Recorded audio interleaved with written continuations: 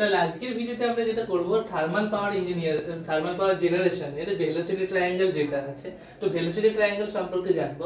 তার আগে এই ভেলোসিটি ট্রায়াঙ্গেল হচ্ছে টারবাইনের সাথে রিলেটেড। তো টারবাইনে কি করা হয়, টারবাইনে যে তোমার যেটা কি বলে স্টিমটা যেটা আছে, সেই স্টিমটাকে টারবাইনের উপর নজেলের মাধ্যমে ফেলা হয়, ঠিক আছে, টারবাইনের উপর নজেলের মাধ্যমে ফেলা হয়। তো এই নজেল একটা পার্টিকুলার অ্যাঙ্গেল করে টারবাইন ব্লেডের উপর ফেলা হয়। এবার দেখা গেছে এই নজেলটা ভেলোসিটিকে খুবই ইনক্রিজ করে দেয়, এতটাই ইনক্রিজ করে যে তখন টারবাইনের রোটরের স্পিড যেটা 30,000 আরপিএম এর থেকেও বেশি চলে যেতে পারে, যেটা প্র্যাকটিক্যালি পসিবল না, বা হলেও টারবাইন ব্লেড সব ভেঙে যাবে যদি আমি একটা সিঙ্গেল ব্লেড ইউজ করি। তাই টারবাইন কি করা হয়, মাল্টি স্টেজ এবং মাল্টি ব্লেড ইউজ করা হয়। সেখানে দু ধরনের ব্লেড ইউজ করা হয়, moving blade as well as fixed blade use করা হয়। তো আমরা দেখবো টারবাইনের যদি একটা মুভিং ব্লেড থাকে, সেই ব্লেডের উপর যদি আর এখান থেকে জেটস মানে তোমার এই নজেলের মাধ্যমে প্রথমে স্টিমটা আসছে, সেই স্টিমের দিকে ব্লেডে গিয়ে আঘাত করছে এবং সেখান থেকে তোমার এই ব্লেডটা ঘুরছে বা মুভ করছে বা তার ব্লেডটা রোটেট করতে শুরু করছে। তো আমরা এখন ভেলোসিটি ট্রায়াঙ্গেলে দেখে নেব একটা মুভিং ব্লেডের উপর একটা পার্টিকুলার ভেলোসিটিতে যদি নজেলের মাধ্যমে আমি স্টিম ফ্লো করাই, তাহলে তার ভেলোসিটি ট্রায়াঙ্গেলটা কি হবে সেটা চেক করে নেব। চলো তাহলে দেখে নিই, এটা ধরো একটা মুভিং ব্লেড।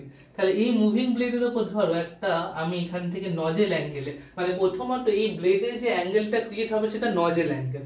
তো নজেল অ্যাঙ্গেলে আমি একটা ভেলোসিটি v1 নিয়ে একটা নজেলের মাধ্যমে এখান থেকে স্টিম চালনা করলাম। তার ফলে কি হবে, এই হরাইজন্টালের রেসপেক্ট এখানে যে অ্যাঙ্গেলটা ক্রিয়েট হবে এটা হবে তোমার নজেল অ্যাঙ্গেল, যেটাকে আলফা বলা হচ্ছে। তাহলে what is v1?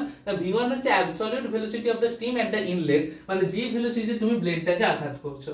R what is alpha? Alpha is the nozzle angle. তাহলে নজেল অ্যাঙ্গেলে v1 আসছে।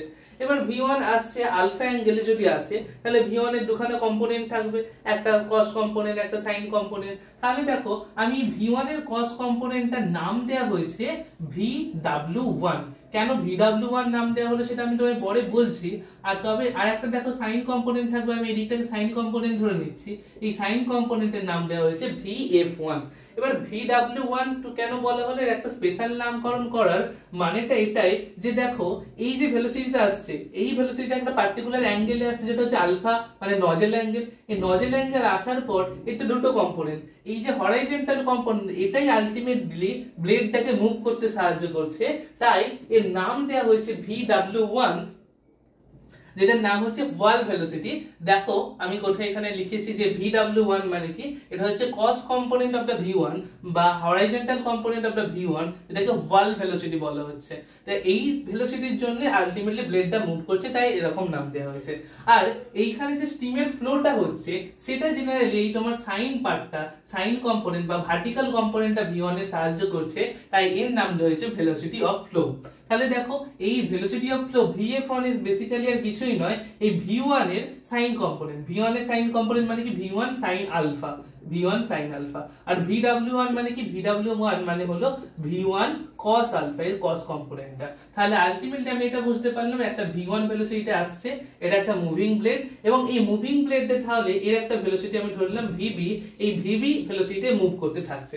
এবার দেখো তুমি ব্লেডের উপর v1 ভেলোসিটিতে ফেলছো, কিন্তু vb একটা অলরেডি একটা ভেলোসিটির সাথে মুভ করতে থাকছে। তাহলে এর কি ফিল হবে, এর ফিল হবে যে আমার কাছে v1 আসেনি, আমার কাছে এসেছে v1 - vb। তাহলে এর সাপেক্ষে যে ভেলোসিটিটা সেটাকে আমরা বলবো রিলেটিভ ভেলোসিটি। এবং যেহেতু আমরা ইনলেটের জন্য ভাবছি, যে টারবাইন ব্লেডে যখন আঘাত করছে এবং বেরিয়ে যাওয়ার পরে একটা আউটলেট বলতে পারি আমরা, তাহলে ইনলেটের জন্য এটার নাম দিচ্ছি 1 মানে ইনলেটের জন্য। তাহলে দেখো এখান থেকে আমি পাবো vr1, r1 মানে হচ্ছে relative velocity of the steam at the inlet, মানে স্টিমের রিলেটিভ ভেলোসিটিটা কার, ব্লেডের সাপেক্ষে। তাহলে ব্লেডের ভেলোসিটি ছিল vb, এ নিয়ে মুভ করছিল, এর উপর v1 ভেলোসিটি পড়লো, তাহলে আলটিমেটলি আমি একটা রিলেটিভ ভেলোসিটি পেলাম যেটাকে বলা হচ্ছে vr1। তাহলে vr1 ইজ বেসিক্যালি কি v1 মানে তোমার v1 velocity minus vb velocity. তাহলে দেখো এই vr1 ভেলোসিটিটা আমি এইখানে ড্র করছি। তাহলে দেখো vr1 কিছুটা রিলেটিভ ভেলোসিটি, তাহলে এটা হচ্ছে আমার vr1। এবার এই vr1 ভেলোসিটিটা এই হরাইজন্টাল অ্যাক্সিসের সাথে যে অ্যাঙ্গেল ক্রিয়েট করছে সেটাকে বলা হচ্ছে থিটা, যেটা হচ্ছে ইনলেট ব্লেড অ্যাঙ্গেল। দেখো থিটা ইজ ইকুয়াল টু কি, ব্লেড ইনলেট অ্যাঙ্গেল অথবা ইনলেট ব্লেড অ্যাঙ্গেল। তাহলে দেখো প্রথমত আমি তোমায় সামারাইজ করি যে নজেলের মাধ্যমে নজেল অ্যাঙ্গেল দিয়ে তুমি V1 পাঠাচ্ছিলে, তাহলে আলফা হচ্ছে নজেল অ্যাঙ্গেল। কিন্তু এই VR1 কম্পোনেন্টটা এই হরাইজন্টালের সাথে যে অ্যাঙ্গেলটা করেছে সেটাকে বলা হচ্ছে থিটা বা ব্লেড ইনলেট অ্যাঙ্গেল। তাহলে দেখো এর পরবর্তী জিনিস আমরা কি করতে পারি, তাহলে দেখো ভিবির ভেলোসিটি ছিল এই দিকে, এর যদি আমি অপোনেন্ট দিকে আঁকি তাহলে মাইনাস ভিবি অ্যাকচুয়ালি পাবো। তাহলে এইটুকু অংশের ম্যাগনিটিউডটা হচ্ছে তোমার ভিবি। তাহলে দেখো তোমার এই যে বলেছিলাম VR1, তাহলে VR1 সেটা ইজ ইকুয়াল টু V1, এটা প্লাস করলে minus plus of minus VB, তার মানে V1 মাইনাস ভিবি, এটা হয়ে গেল তোমার রিলেটিভ ভেলোসিটি VR1। তাহলে দেখো প্রথমে V1 অ্যাঙ্গেলের স্পিডে ঢুকেছিল আলফা নজেল অ্যাঙ্গেলের মাধ্যমে, তাহলে এ আলটিমেটলি বেরিয়েও যাবে এবং এ বেরোনোর সময় প্রথমে আমি যেটা পাবো সেটা পাবো VR2 মানে relative velocity at the point আউটলেটের সময়। এবার এই VR2 এই হরাইজন্টালের সাথে একটা অ্যাঙ্গেল করবে, VR2 হরাইজন্টালের সাথে যে অ্যাঙ্গেলটা করবে সেটাকে বলা হবে, সেই অ্যাঙ্গেলটার নাম ধরো আমি দিলাম আলফা। এই আলফা অ্যাঙ্গেলটা কি, দেখো রিলেটিভ ভেলোসিটির সাথে এখানে যেমন রিলেটিভ ভেলোসিটি 1 ছিল তার সাথে যে অ্যাঙ্গেল করেছে এটা থিটা, এটার নাম দিয়েছি ইনলেট অ্যাঙ্গেল। সেরকম এখানে রিলেটিভ ভেলোসিটির সাথে যে অ্যাঙ্গেল করবে তার নাম দেবো আমি আউটলেট অ্যাঙ্গেল। তাহলে আলফা কি হয়ে গেল, দেখো আলফা আমি কোথাও লিখেছি কি আলফা, সরি এটা আলফা না, এটা আমি ফাই ধরে নিচ্ছি, আলফাটা আমি ধরেছিলাম নজেল অ্যাঙ্গেল, তাহলে এটাকে আমার অন্য কিছু ধরতে হবে ফাই। তাহলে দেখো ফাই কি, ফাই হচ্ছে ব্লেড অ্যাঙ্গেল এট আউটলেট অথবা আউটলেট ব্লেড অ্যাঙ্গেল, তাহলে ফাই হয়ে গেল। এবার এখানে তাহলে VR2 আর তাহলে VR2 সিমিলারলি আমরা কম্পোনেন্ট পাবো, কিন্তু দেখো এইখানে একটা তো কম্পোনেন্ট পাবো আর এখানে কি পাবো, অ্যাকচুয়ালি V2 ভেলোসিটিতে বাইরে দিয়ে বেরিয়ে যাবে। এর রিলেটিভ ভেলোসিটি হচ্ছে VR2 কিন্তু V2 ভেলোসিটির বাইরে দিয়ে বেরিয়ে যাবে, তাহলে এখানে আমাকে একটা V2 ড্র করতে হবে। তাহলে দেখো এখানে যেটা পাবো, এখানে একটা V2 ভেলোসিটি পাবো এবং V2 ভেলোসিটি এই হরাইজন্টালের রেসপেক্টে যে অ্যাঙ্গেল ক্রিয়েট করে সেটা হচ্ছে বিটা।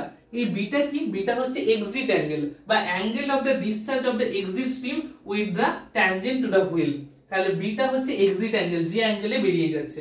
তাহলে আলটিমেটলি কি হলো, তোমার V1 ভেলোসিটি আলফা মানে নজেল অ্যাঙ্গেল দিয়ে V1 ভেলোসিটি ব্লেডকে আঘাত করেছে, ব্লেড ফিল করছে, তার রিলেটিভ ভেলোসিটি সেটা হচ্ছে VR1। তাহলে আমি এখানে VR1 ড্র করেছি।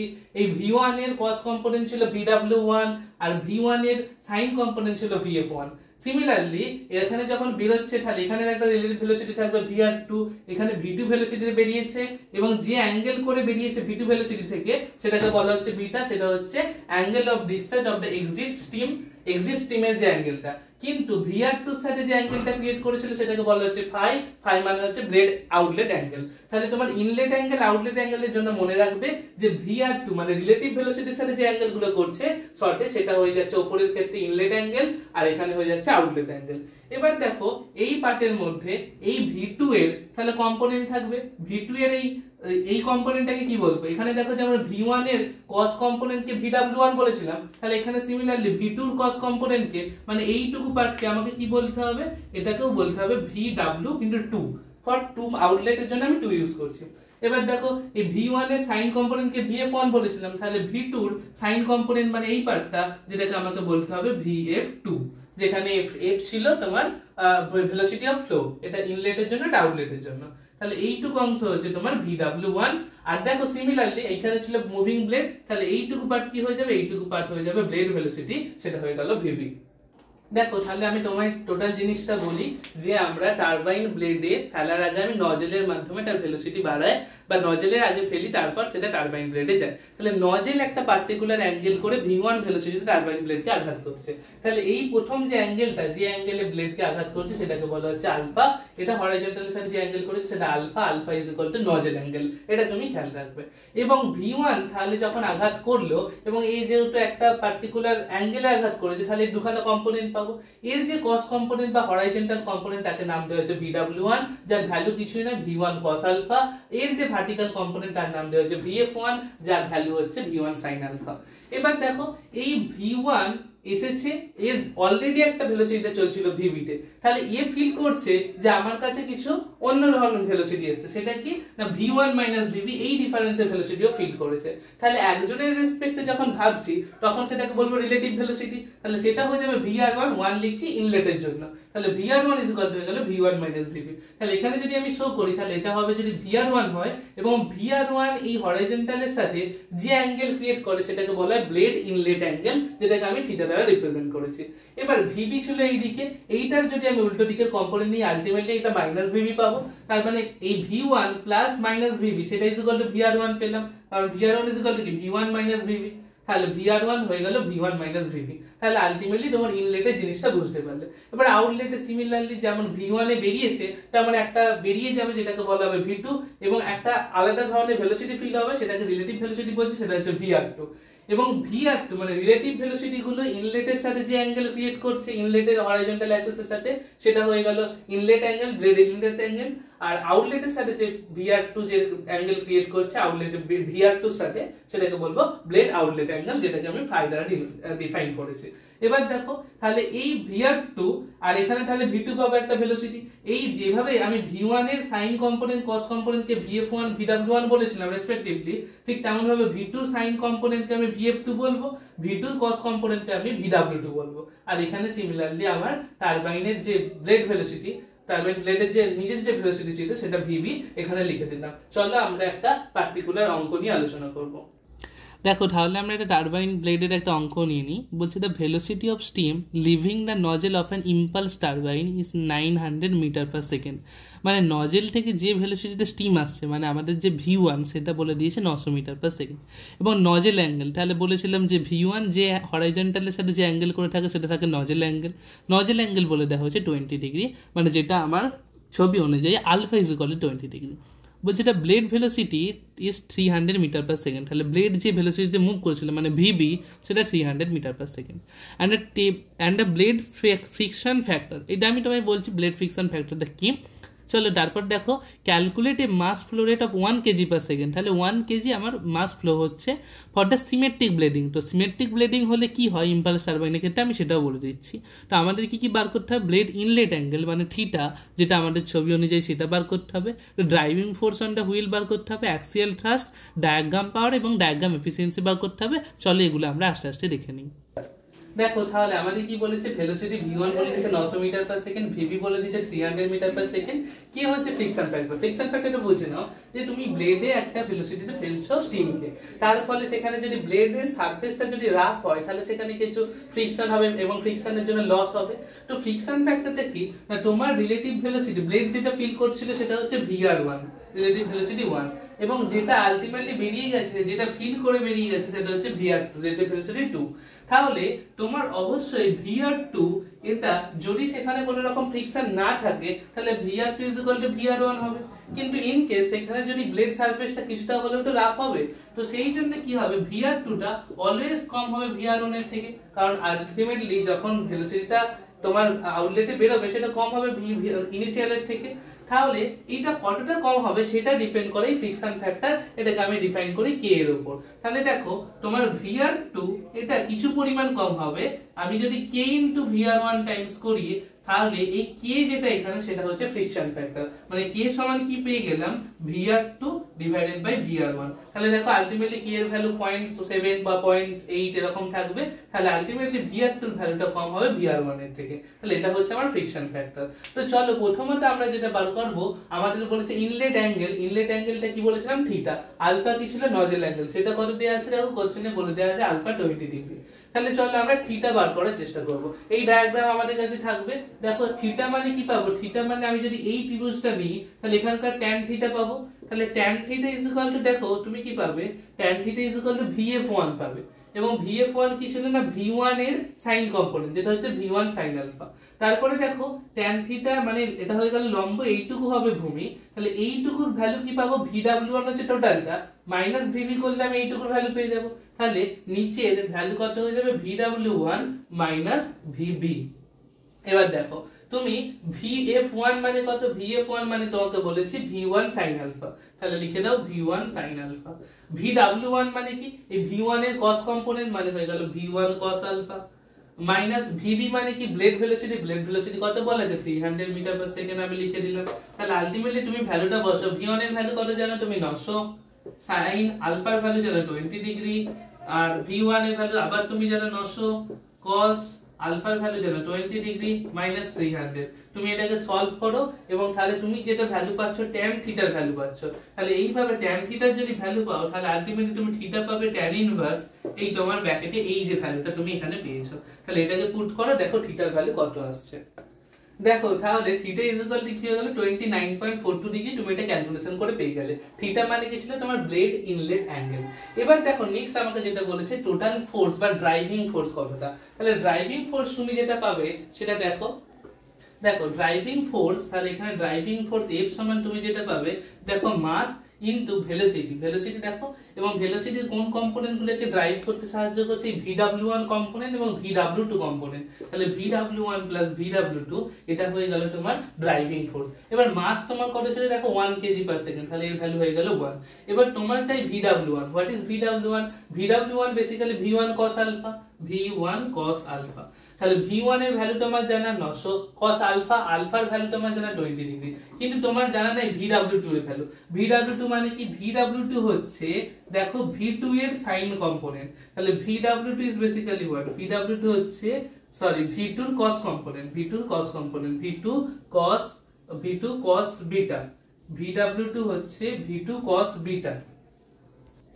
দেখো এবার আমার হচ্ছে আমি যদি এই ফর্মুলা ইউজ করতে যাই, এখানে বিটার ভ্যালু আমার জানা নেই, কিন্তু যেহেতু এই কোশ্চেনের ক্ষেত্রে বলা আছে সিমেট্রিক্যাল ব্লেডিং, তো সিমেট্রিক্যাল ব্লেডিং হলে কি হয়? ইনলেট অ্যাঙ্গেল আর আউটলেট অ্যাঙ্গেল, আউটলেট অ্যাঙ্গেল বলতে দুটো অ্যাঙ্গেলই আমি বলছি রিলেটিভ ভেলোসিটি রেসপেক্টে। তাহলে রিলেটিভ ভেলোসিটি ইনলেট অ্যাঙ্গেল মানে হচ্ছে ব্লেড ইনলেট অ্যাঙ্গেল থিটা, আর রিলেটিভ ভেলোসিটি রেসপেক্টে যে আউটলেট অ্যাঙ্গেল সেটা হচ্ছে ফাই। এই দুটো ইকুয়াল হয়, তাহলে theta is equal to phi.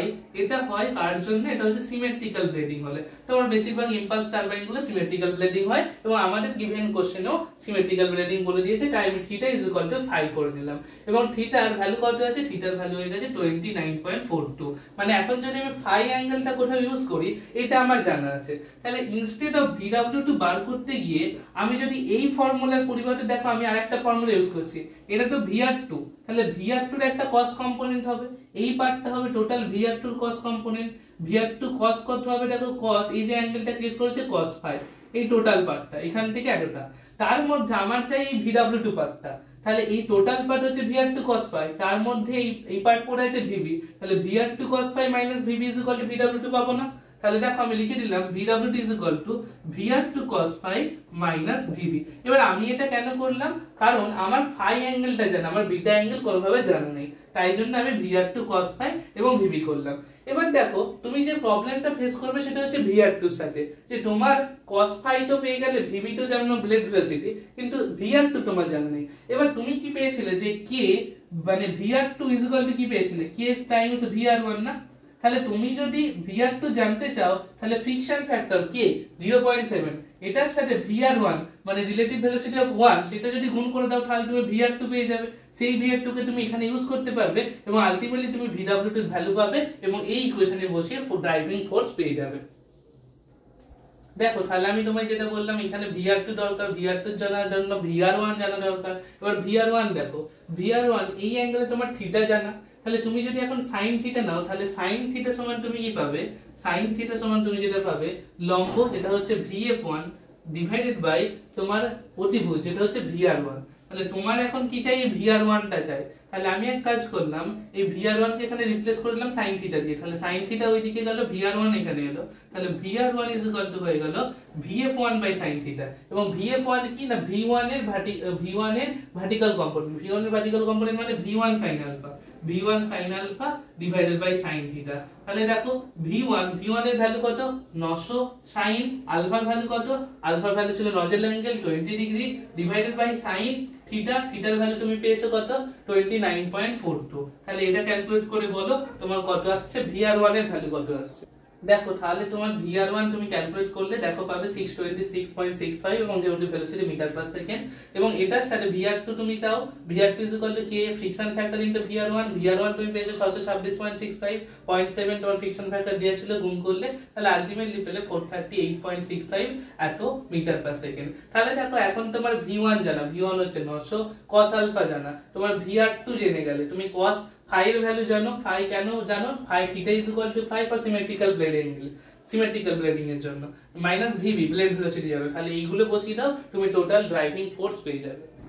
দেখো তাহলে ক্যালকুলেশন করলাম এবং পেলাম 927.80 এত নিউটন। এবং আমরা যেটা নেক্সট বার করবো অ্যাক্সিয়াল থ্রাস্ট। অ্যাক্সিয়াল থ্রাস্ট মানে দেখো তোমার এটা ওয়ান টাইপ অফ ফোর্স, তাহলে এটা কি না, এই তোমার যে ভেলোসিটি কম্পোনেন্টটা আছে ভার্টিক্যাল কম্পোনেন্ট গুলোর যেটার মাধ্যমে সেটাকে বলা হচ্ছে অ্যাক্সিয়াল থ্রাস্ট। দেখো তাহলে উপর দিকে VF1 আছে, উল্টো দিকে VF2 আছে, তাহলে আলটিমেটলি তোমার অ্যাক্সিয়াল থ্রাস্ট হয়ে যাবে মাস, এটা যেহেতু ইউনিট মাস ছিল তাই আমি করে দিলাম 1, কিন্তু এটা কি হয়ে যাবে VF1 মাইনাস VF2।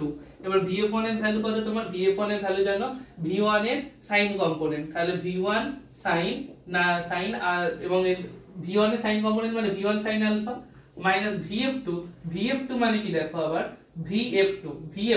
এবার VF2 তোমার V2 এর ভ্যালুটা জানা নেই, তুমি VF2 দুটো ভাবে বার করতে পারো, V2 এর রেসপেক্টে সাইন বিটা দিয়ে বার করতে পারো, কিন্তু তোমার বিটা V2 জানা নেই।